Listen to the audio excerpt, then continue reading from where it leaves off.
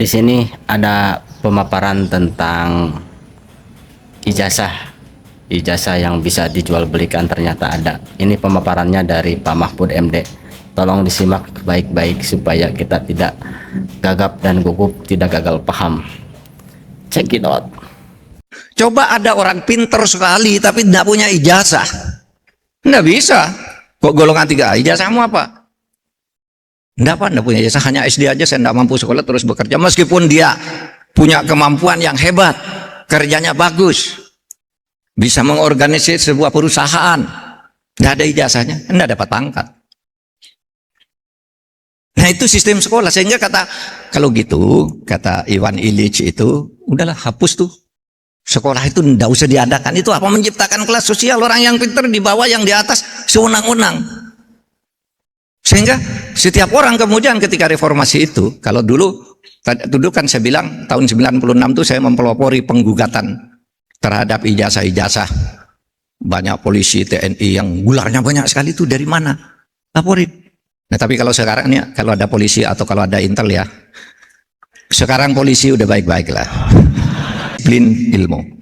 Nah saudara, sekarang juga karena tidak ada arahan moral, proses belajar itu abal-abal. Tahu, asal lulus. Ada yang beli bahkan ijazah, ada yang malsu ijazah. Enggak, saya tidak bicara siapa-siapa, memang banyak. Sebelum kasus sekarang tuh ijazah-ijazah palsu banyak.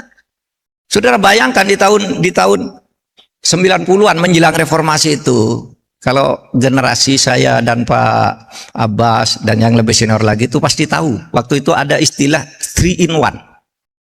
Ijazah itu saudara beli sekaligus sarjana, master dan doktor. 3 in 1. Ubahnya dulu. Di Amerika banyak orang menyebut mendirikan universitas lalu ditawarkan ke politisi-politisi Indonesia. Nih katanya ijazah, kirim surat Indonesia, kirim $200, dikirim ijazahnya, universitasnya enggak ada, dipakailah itu. Sehingga dulu lalu pernah waktu saya belum masuk ke pemerintahan, saya dulu akademisi, itu menggagas sebuah gerakan apa? Ini ijazah-ijazah yang tidak benar ini diperbaiki supaya dilaporkan sebagai penipuan oleh pemerintah. Oleh dikti.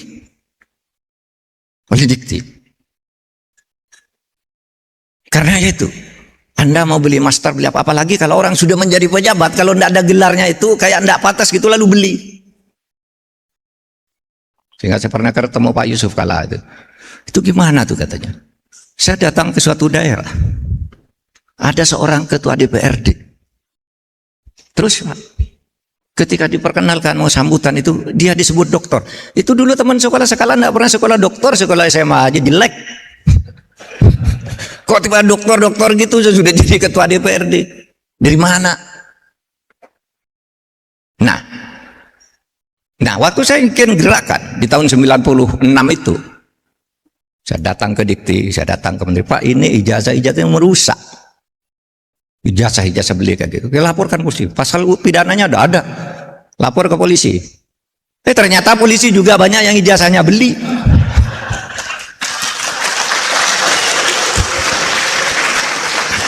Waktu itu loh. Sekarang udah pada pensiun. Kan tahun 96 saya katakan. Ada di sekolah di sini, sekolah di sini, sekolah sini. Bertugas di sana 4 tahun dari sini dapat 4 gelar. Dalam waktu 3 tahun bertugas di mana? Gimana orang bisa sambil bertugas lalu mendapat 4 gelar kesarjanaan? Nah saudara, itu yang kemudian menghilangkan integritas keilmuan itu. Suruh bicara ilmunya tidak ngerti, padahal dia sarjana di bidang itu. Ya karena itu proses pendidikan yang abal-abal itu, ini yang harus diperbaiki, terutama suntikan integritas moral, etika. Bagaimana cara orang itu menggunakan gelar, bagaimana cara memperoleh gelar itu melalui proses-proses yang berkeadaban. Gitu. Nah, saudara sekalian, ya Itu akibat apa? Akibat apa itu semua terjadi? Itu akibat kritiknya Iwan Illich.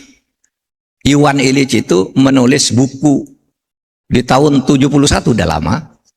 Tapi buku ini menjadi menarik karena menggedor kita. Kata Iwan Illich itu menulis buku judulnya Deschooling Society. Membuat masyarakat bebas sekolah. Dia mengatakan gini, enggak usahlah sekolah-sekolah itu. Sekolah-sekolah itu hanya menciptakan kelas-kelas di dalam masyarakat dan menimbulkan penindasan baru. Ini kata Illich. Kenapa?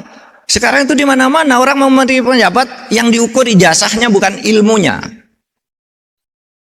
Kalau saudara lulus sarjana, masuk ke jadi ASN, apa? Golongan 3A. Meskipun saudara bodoh. Meskipun saudara ijazahnya beli, asal bisa dibuktikan ini saya ijazahnya, belinya juga saya kok pakai kwitansi gitu, misalnya. Apa? Oke, kamu sekarang sarjana teknik, oke, golongan 3A di Supiuni. Coba ada orang pinter sekali tapi tidak punya ijazah. Tidak bisa. Kok golongan 3A? Ijazahmu apa?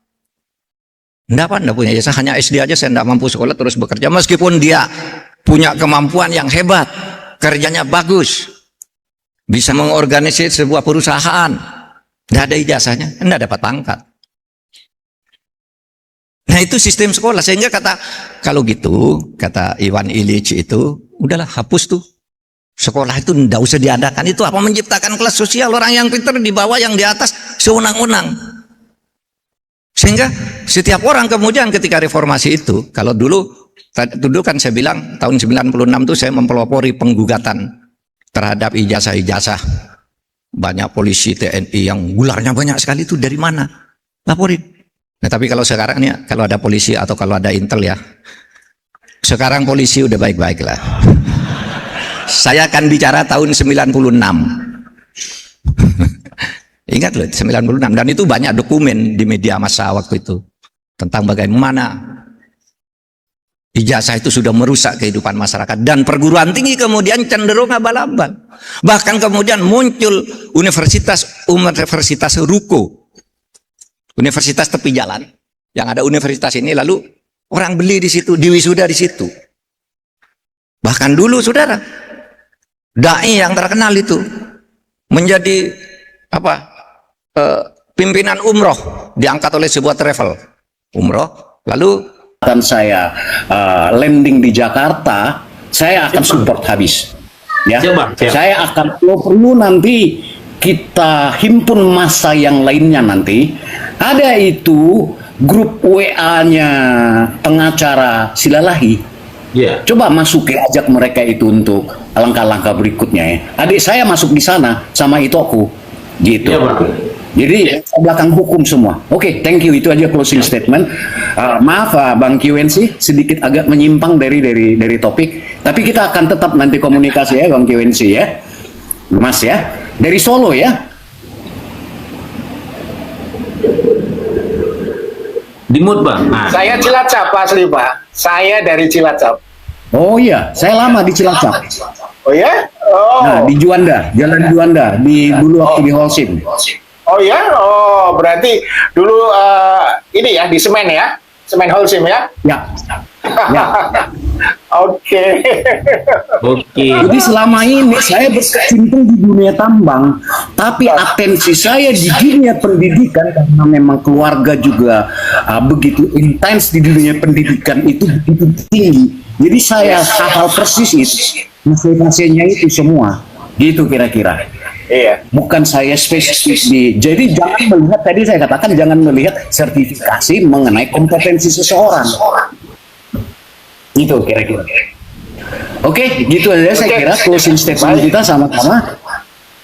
Terima kasih banyak Kita untuk saling semuanya. mendukung. Ayo kita saling mendukung dan tetaplah untuk cerdas menjadikan Indonesia menjadi lebih baik dan bermartabat. Siap. Terima kasih. Izin Bu close ya. Ya, close. Yuk. Yo. Apa sih sebenarnya? semakin lama kita melihat kondisi pemerintahan kita, semakin muak rakyat. Belum Bapak Gembala menutup. Wah, dengan iming-iming 1,2 triliun per hari. Siapa yang nggak tergiur di situ? Iya kan? Siapa yang nggak tergiur di situ? Bahwa ini uang pasti akan berputar kembali dan menjadi keuntungan. Siapa yang mau per hari ini mengeluarkan uang 3 miliar untuk membuat usaha baru yang mungkin dia tidak kuasai?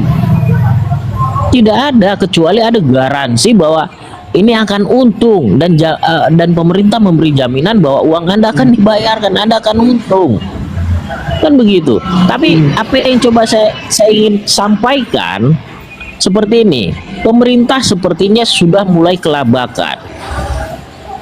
Kelabakan bagaimana? Ya kelabakan karena pemerintah sudah kehabisan uang atau kekurangan uang setiap hari untuk mensuplai dapur-dapur MBG ini. Kenapa?